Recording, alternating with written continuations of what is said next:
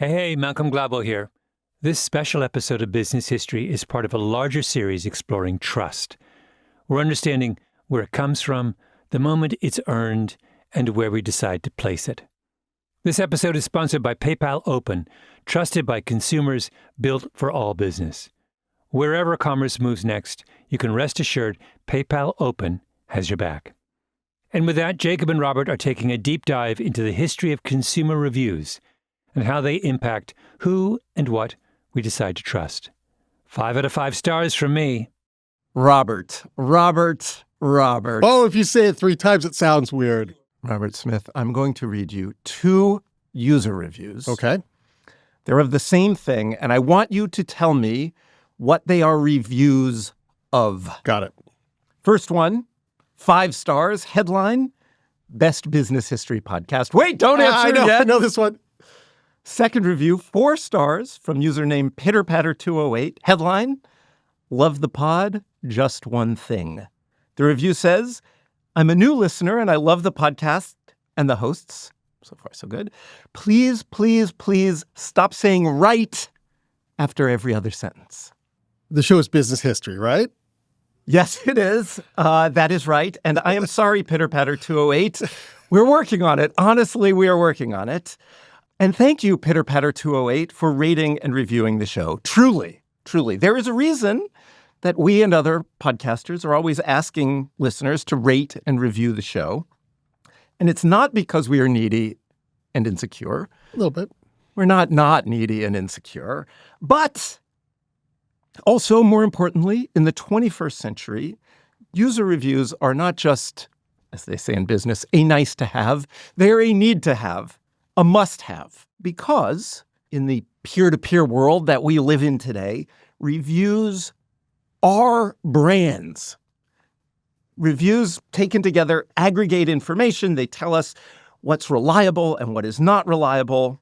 And, when we're deciding whether to take an Uber or a Lyft or to rent a place on Airbnb or VRBO or buy something on Amazon or eBay, the review helps us solve the essential problem of commerce, the problem of trust.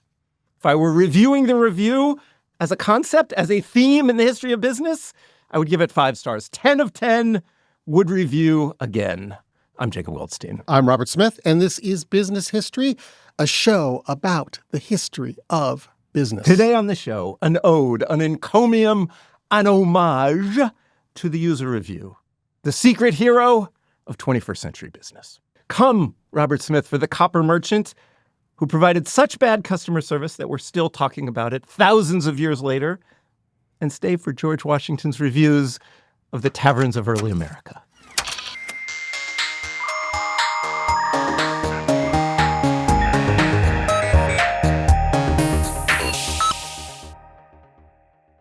Did you ever notice how you spend hours shopping online, only to pause right before you hit buy now?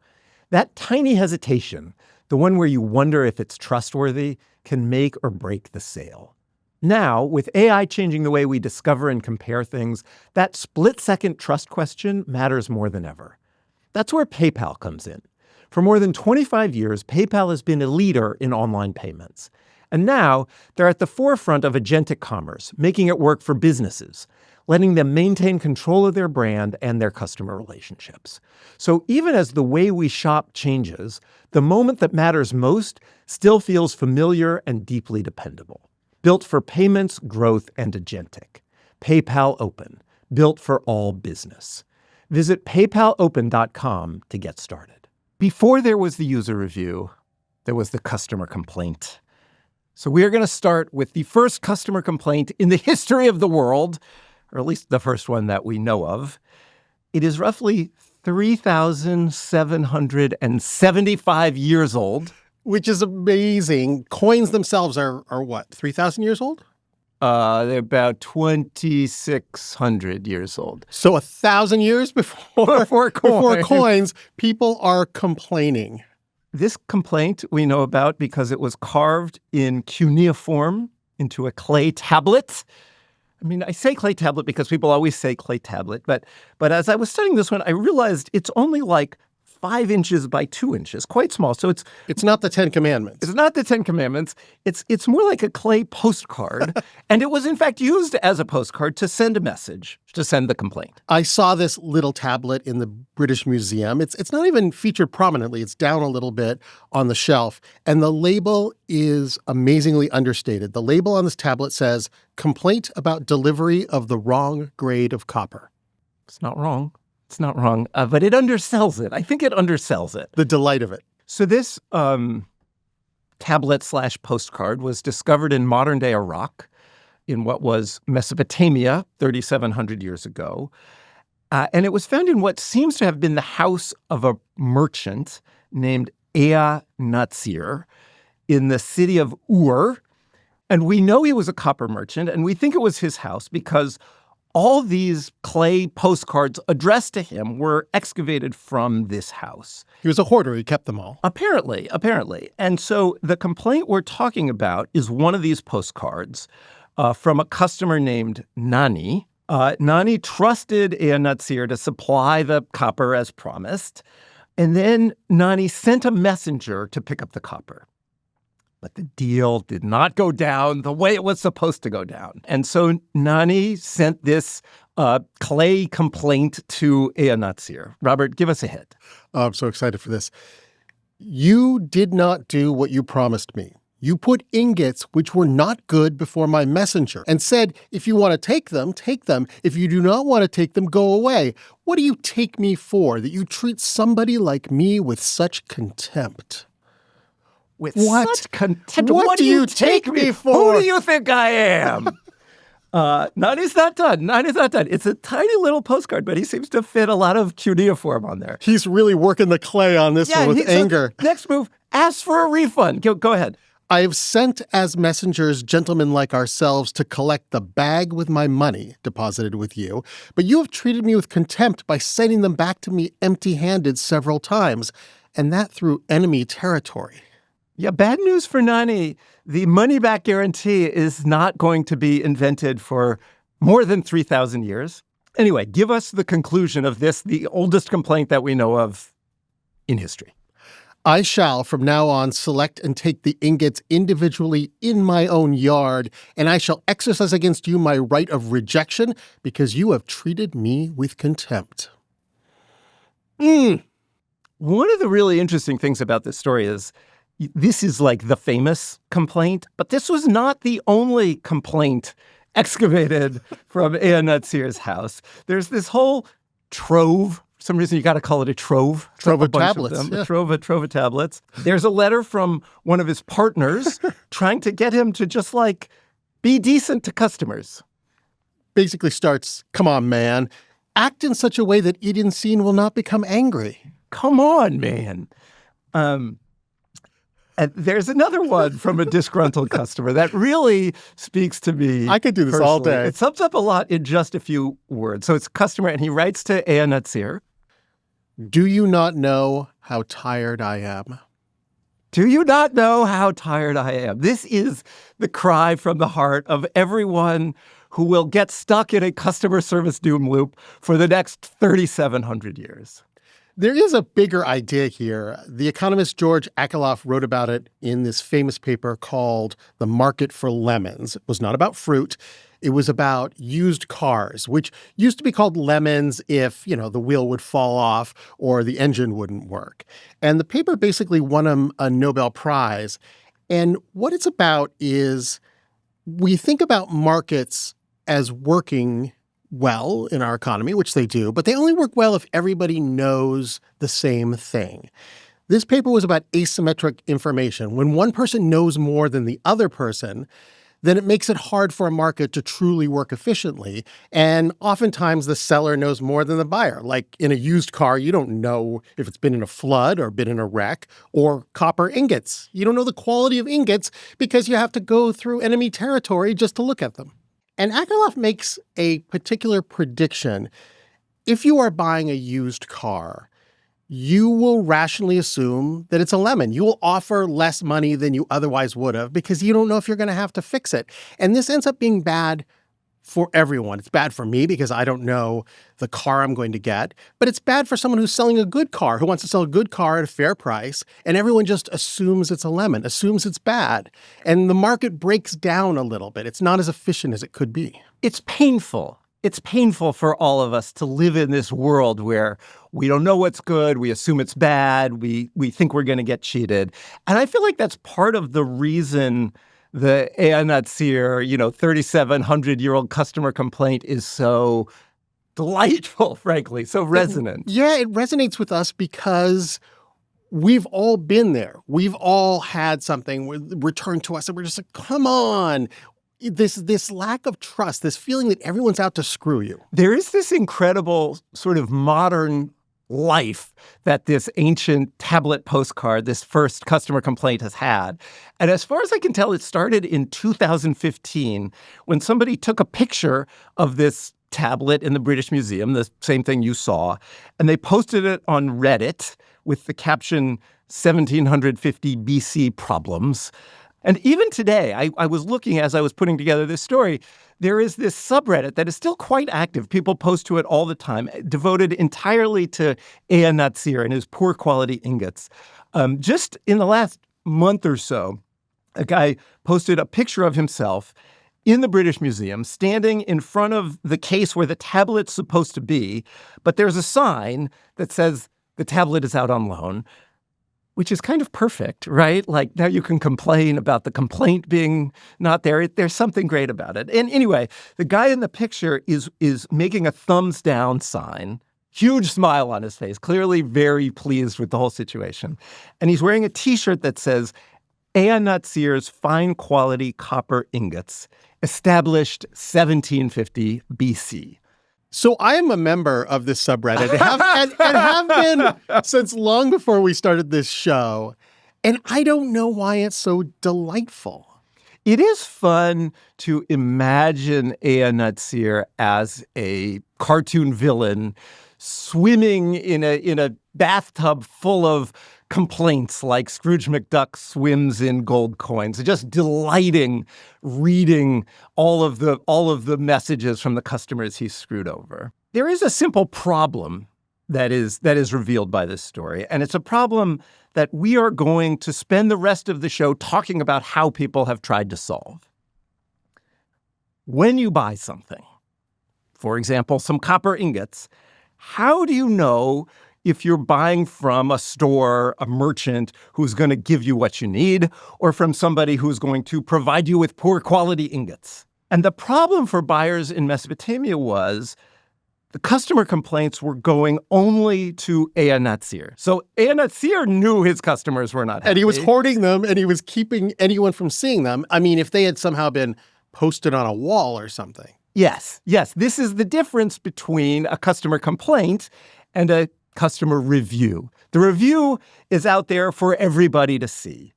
And without reviews, other potential customers don't know what they are getting into. And of course, interestingly, but of course, the other potential customers knew that they didn't know.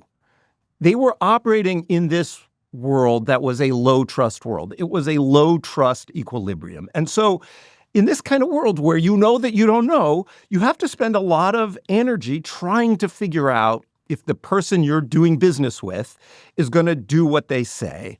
And this is not an ideal world. Nani just wants to make his copper bracelets. He doesn't have to deal with this stuff. He just wants to buy the copper. He's got the money. He wants to spend the money. He just wants to get high-quality ingots and have his messenger treated with respect. Now, it is worth noting that most business for all of history is not this kind of long-distance, high-value, maybe one-off exchange.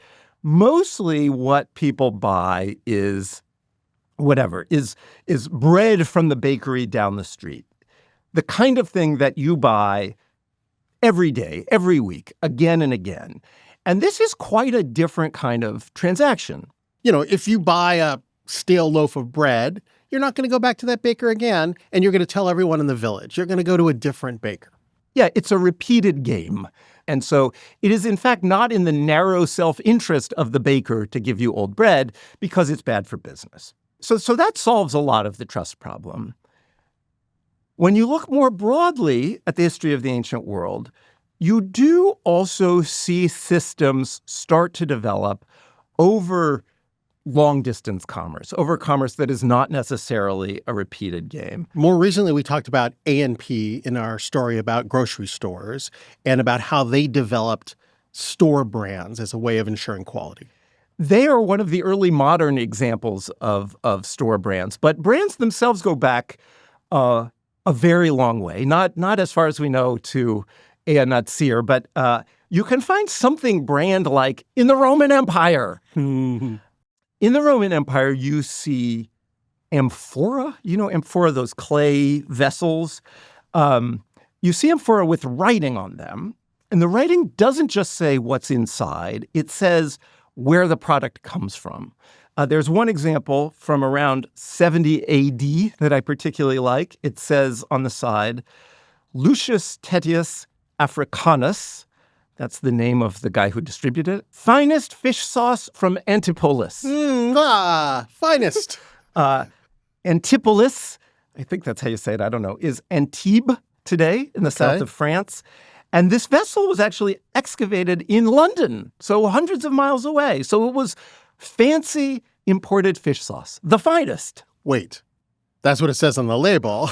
We don't know what was inside, but yes, it says it's the finest. And presumably, you get your Lucius Tetius Africanus fish sauce, and if you like it, you keep buying it. It's a brand. You know it's the finest, or at least you know you like it. So this is a version of people figuring out ways to solve the trust problem. But again, fish sauce is something maybe you buy every week or every month. It is still a repeated game. There is one aspect of commerce where this trust problem proves particularly hard to solve because it is kind of inherently a one-time game, or tends more to be a one-time game. And as the world becomes more globalized, it becomes more of an acute problem. It's travel. I would say the classic time to get fleeced in the modern world is when you are traveling. Whole family gets off a plane, you haven't slept in 24 hours, and somebody's like, we got a good restaurant here. Yes, it is a problem.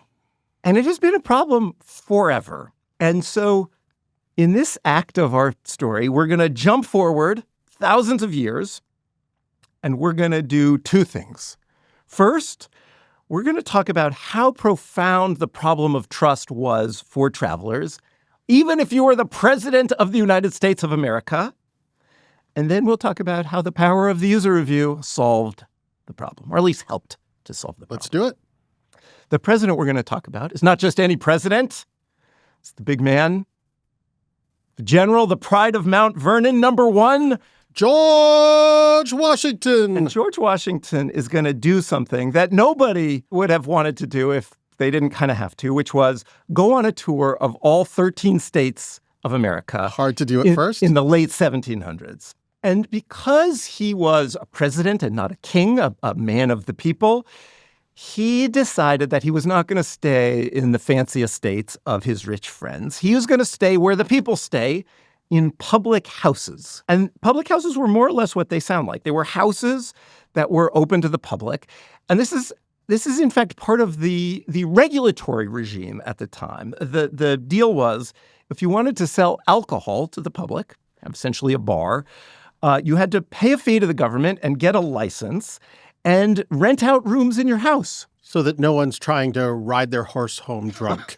And as you probably know, this is where pub comes from. Pub as in public. As George Washington found out on his tour of America, a lot of public houses were terrible places to stay. And we know this because he kept a diary, hopefully. At one point in his travels, he was in North Carolina. It was raining. He wanted to find a place to sleep, so he went and looked in at the public house. Robert Smith, give us the report from his diary. Ooh, I got to do George Washington now. No rooms or beds which appeared tolerable, and everything else having a dirty appearance, I was compelled to keep on. Okay, but how about Georgia? How was Georgia? The accommodations on the whole road to Savannah we found extremely indifferent, the houses being small and badly provided either for man or horse. Not good enough for my horse. Not even a horse should sleep here. It could have been worse. It could have been worse. There is this great story from the Revolution, from during the time of the Revolutionary War, when John Adams and Ben Franklin stayed in a public house where they had to share a bed, which was apparently common, normal at the time. Sometimes you'd go check in, get in bed, fall asleep, and then a few hours later, some stranger would just climb into bed with you.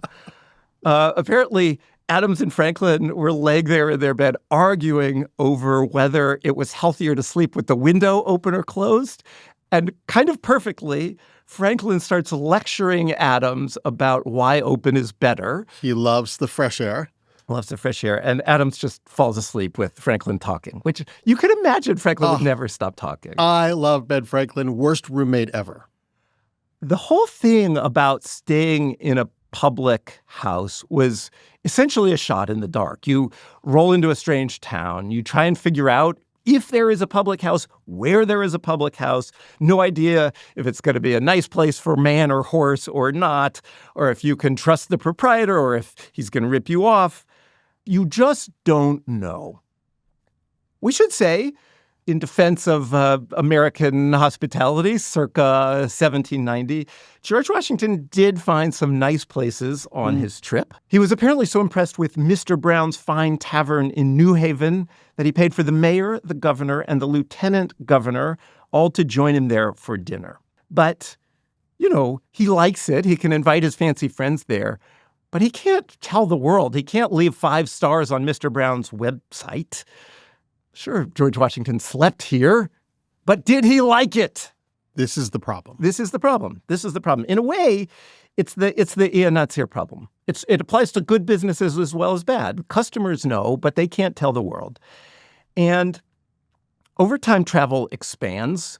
In the 1800s, railroads come along and travel starts to become industrialized, open to more of the public.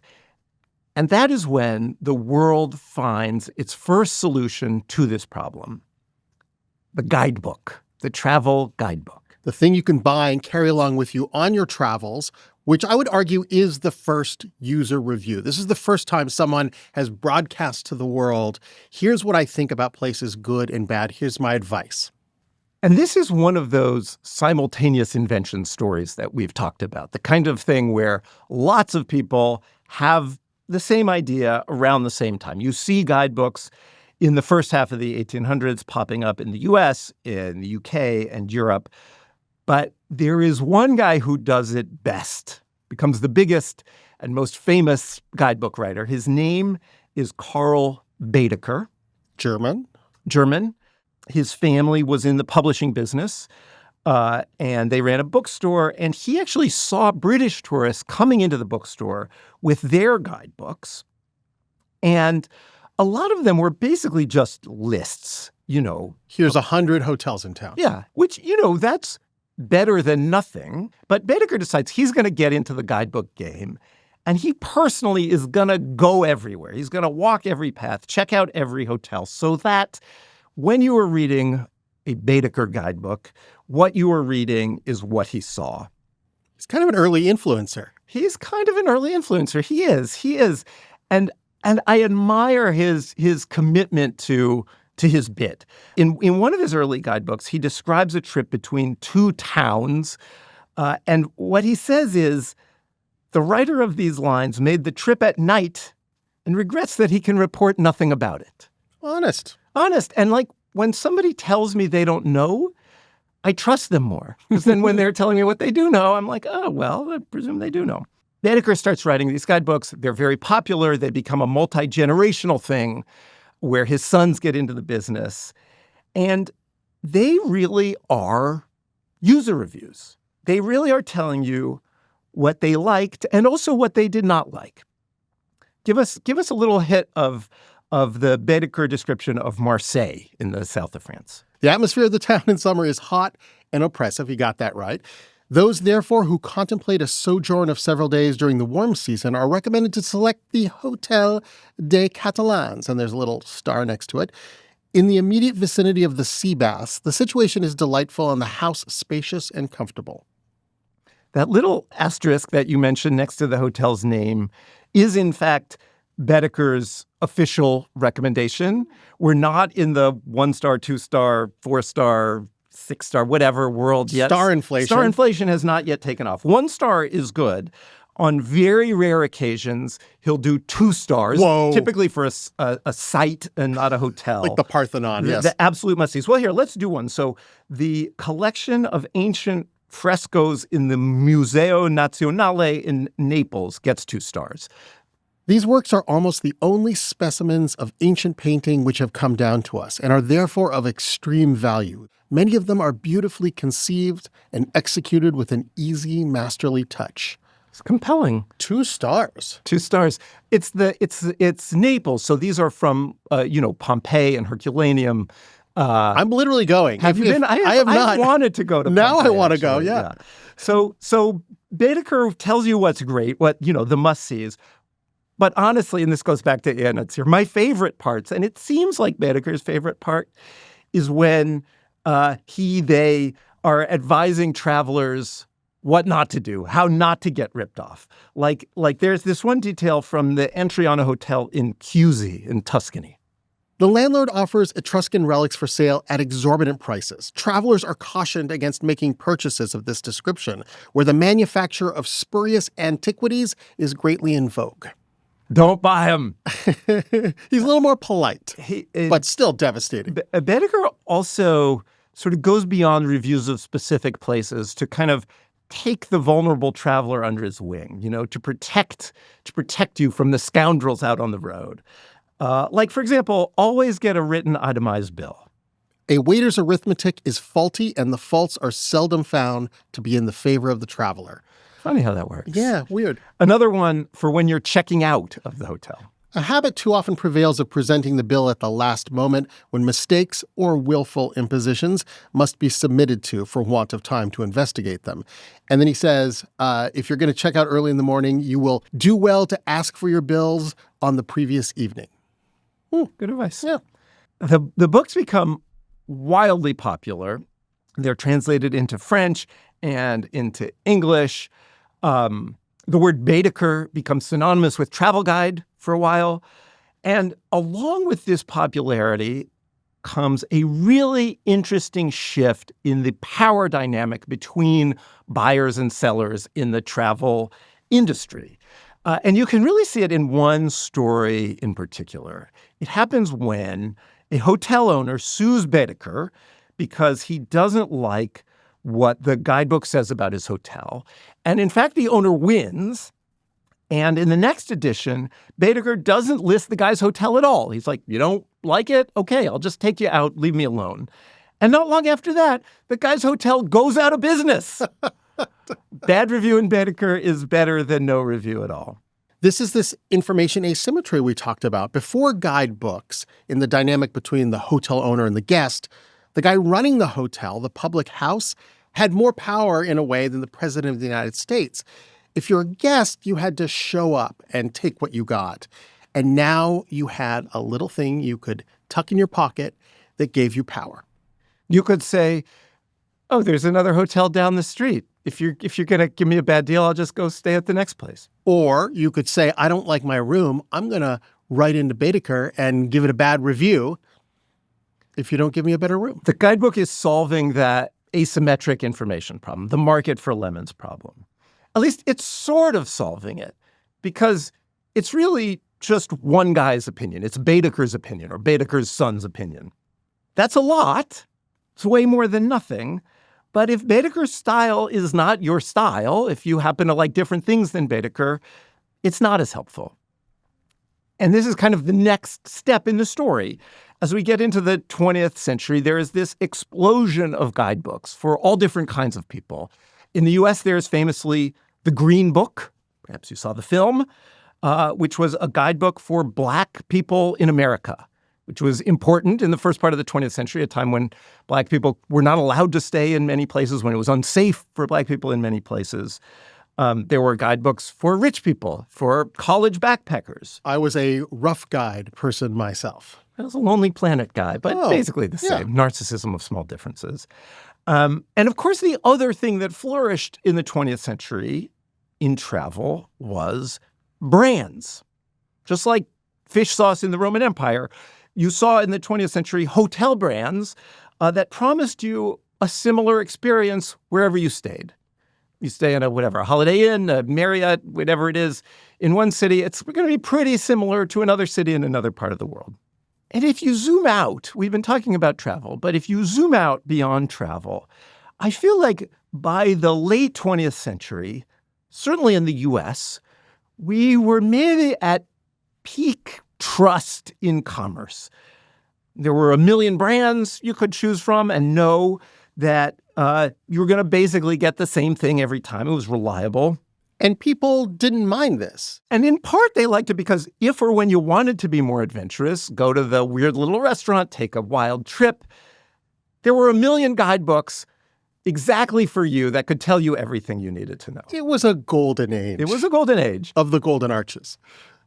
And it's all about to change at the end of the 20th century because the internet. Shaking my fist at you, internet. Robert Smith, it's the late 20th century, the era of the World Wide Web. You remember when we surfed the World Wide Web? The dub, of course. Somewhere right now, my teenage children are cringing, and they don't know why. They just feel some great cringy disturbance in the force every time I say surfing the World Wide Web. But that was what we did in the 1990s when the World Wide Web came along and changed commerce completely. And it's interesting in the context of this story because in some ways, the web cast us back into that ancient world of Ea Natsir, where you didn't know who to trust. The World Wide Web is nothing if not a sea of strangers in hostile territory. But this time, people are going to figure out how to do more than write strongly worded tablets to merchants. Do the story. It begins in the summer of 1995 when a computer programmer was having dinner with his fiancée. They had just moved from Boston to Silicon Valley.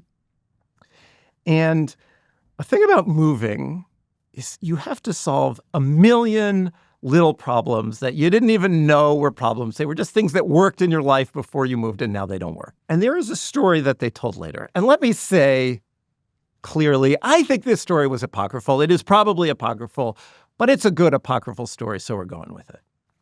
The fiancé was telling the computer programmer about one of the little moving problems she was trying to solve. And that was she was into collecting Pez dispensers.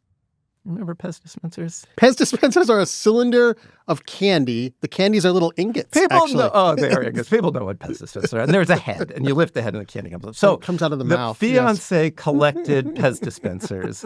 And in Boston, she had this group of other Pez dispenser collector friends. And Pez they heads, could trade with each other. But since she'd moved, she hadn't found her Pez people in California. You know where is a great place to find Pez dispenser collectors? The World Wide Web. You should surf that. But where would you go on this web? Well, there was nowhere to go yet in 1995. But it's the perfect place for aggregating people, ultimately. That is fundamentally what the web does. So the programmer hears this story. He realizes this, and he spends a weekend writing code for a website he calls Auction Web, because there's going to be auctions on the web. And this is making me feel old, older than talking about Mesopotamia. Yeah, we weren't even children when this happened. And this programmer's core idea was he didn't want to buy anything or sell anything on the web. He just wanted to create a marketplace, a venue where buyers and sellers could meet, where anybody could auction anything off or anything legal, and anybody else could bid. This is, in fact, an ancient idea. There were the trade fairs in medieval Europe. Less important in the history of the world, but more important in my own life, was the Escondido swap meet. Oh, I love a swap meet. Where I used to go as a kid. Big parking lot. You'd pay a couple bucks to go in, and it's just people would drive in there and sell stuff on a blanket next to their car. And they would sell things like one fork or half a blender. And the amazing thing was, other people would look at the fork and be like, how much for this fork? A fork, not much. The key thing is not much for one fork. The other thing about the swap meet is it tended to be pretty generic stuff because the Escondido swap meet is people from Escondido, maybe a few from San Marcos, Valley Center, but it's people coming from a relatively small area, so it has to be stuff that appeals to everybody. There are not going to be many people at the Escondido swap meet who are into, say, collecting old Pez dispensers. But the World Wide Web was really different because everybody could trade with each other, could buy from and sell to each other.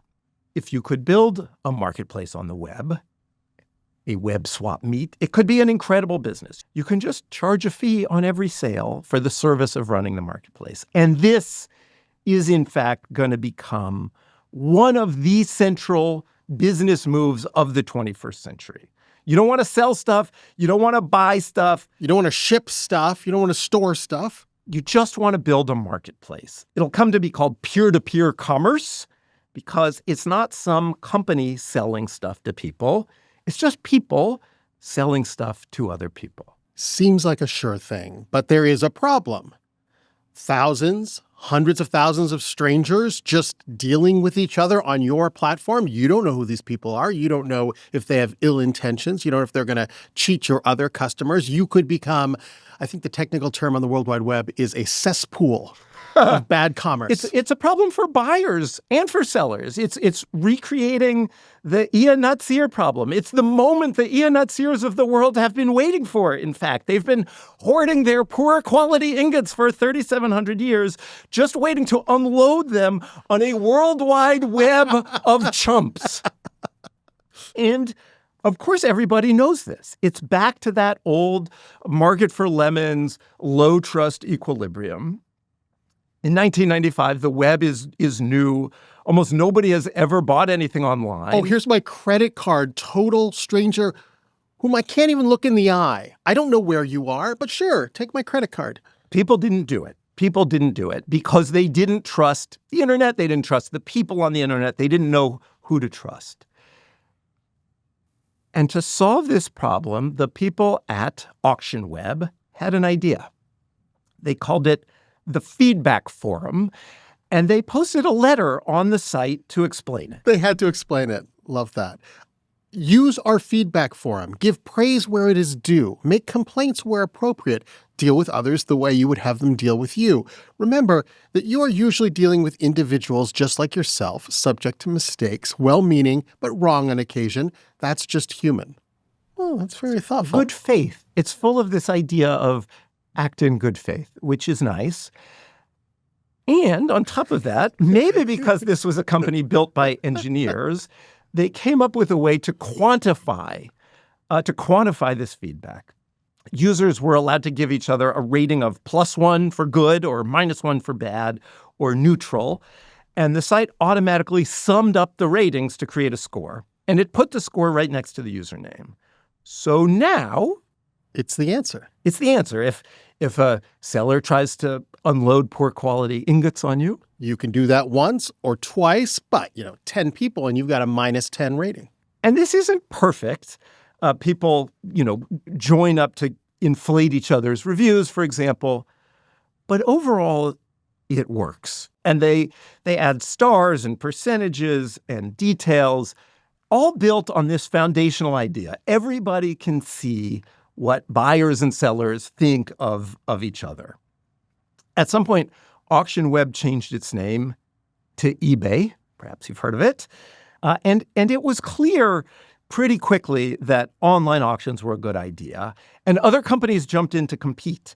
There was Auction Universe, On Sale Exchange. And there is this moment that's really interesting and telling when Some of these other auction sites want to let users import their user reviews from eBay. And eBay says, you can't do that. The reviews, the aggregated reviews, belong to us. They have to stay on eBay. They're valuable. They're valuable. They're part of what makes eBay work. They're not just some frilly thing on the side. They are an essential component of online commerce. It becomes clear that you need user reviews for all kinds of peer-to-peer commerce, really. Because in the aggregate, reviews do the work that a brand does in traditional commerce. They tell you if the seller is reliable, if the seller can be trusted to send you what they say they're going to send you. And unlike a guidebook, it doesn't cost anything to have the customers rate the products. You don't have to send someone with a backpack climbing over hills and staying at all these hotels. Which means reviews can scale infinitely. You can have as many reviews for as many buyers and sellers as you want. We love scale. We love infinite. And so you see, as we get into the 21st century, this wave of platforms and peer-to-peer commerce and more potential trust problems. Not, would you buy this Pez dispenser from a stranger, but would you ride in a stranger's car? Would you sleep in a stranger's spare bedroom? If you had asked me that 20, 30 years ago, it would seem insane that you would stay in a room in someone else's house. This is what venture capitalists said when Airbnb went out and tried to raise money for this business. But kind of amazingly, reviews were able to solve the trust problem here as well. So now we live in this world where everybody reviews everybody. Not only do riders review drivers and guests review Airbnb hosts, but drivers review riders and Airbnb hosts review guests. And everybody trusts everybody else because everybody else tells you to trust them or not trust them. We even let listeners to podcasts review podcasts. What? This is the moment, Robert, when our showrunner, Ryan Dilley, has told me we need to mention his 100% positive rating on eBay, where he buys vintage World War II gear. He is a good buyer. He is a good buyer. Reliable. He has provided us reviews from sellers. It says, an excellent, no-messing buyer. Yes. Also, prompt payment, astute customer. That he is. And of course, those positive reviews make it much easier for him the next time he wants to buy a Royal Air Force cap size large, because every seller wants a no-messing buyer. Astute. I don't want to sound naive here that user reviews are the end of the road, because I feel like these days when I read user reviews, especially on the big sites, I do worry a little bit that they've been paid for, or that bots are doing this now, or that AI is doing this now. We've reached the point of a little bit of doubt coming back in. That is fair. As I was putting this together, I did find some interesting literature, basically. There's like an academic literature of user reviews by this point. Economists love user reviews. And it was comforting to me. I want to talk about two in particular because they fit the themes of what we've been talking about on the show. Study number one could headline it, user reviews are a big deal for some restaurants, but not for others. This is a really interesting working paper that a Harvard Business School professor published a while back. The professor was able to get revenue figures from all the restaurants in Seattle, and he looked at what happened before and after Yelp came on the scene in Seattle. This is back in the aughts. And what he found was Yelp reviews mattered a lot for revenue for small restaurants, but they mattered not at all for chain restaurants. Which makes sense if you have a big brand, if you're entering a famous fast food restaurant. You're not checking, is it a 4.2 or a 4.3? You know what the French fries are going to taste like. That's the point of the Delicious, brand. yes. But for a small, mom and pop restaurant that you've never heard of, reviews are a big deal. That's where they matter. One other macro finding in this paper that I found particularly interesting was the emergence of Yelp seemed to be good overall for non-chain restaurants because their overall share of restaurant revenue went up. Or, as the author put it, the increased information about independent restaurants leads to a higher expected utility, conditional on going to an independent restaurant. Higher expected utility. What more could you want? Better. It means it's better, basically, in expectation. Okay, that's study number one. Study number two, I'm calling it Nanny's Revenge. Nanny, of course, was the dissatisfied customer of Natsir. This is an elegant study where these economists looked at sales of old U.S. pennies on eBay, like collectible pennies.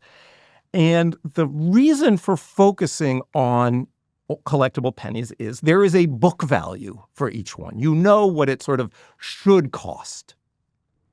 And they could control what the expected sales price, the book value, would be, and see how the seller's reviews affected the price they actually got for the pennies that they sold. And what they found was good reviews, increases in the positive feedback rating, had no significant impact on the prices people were willing to pay.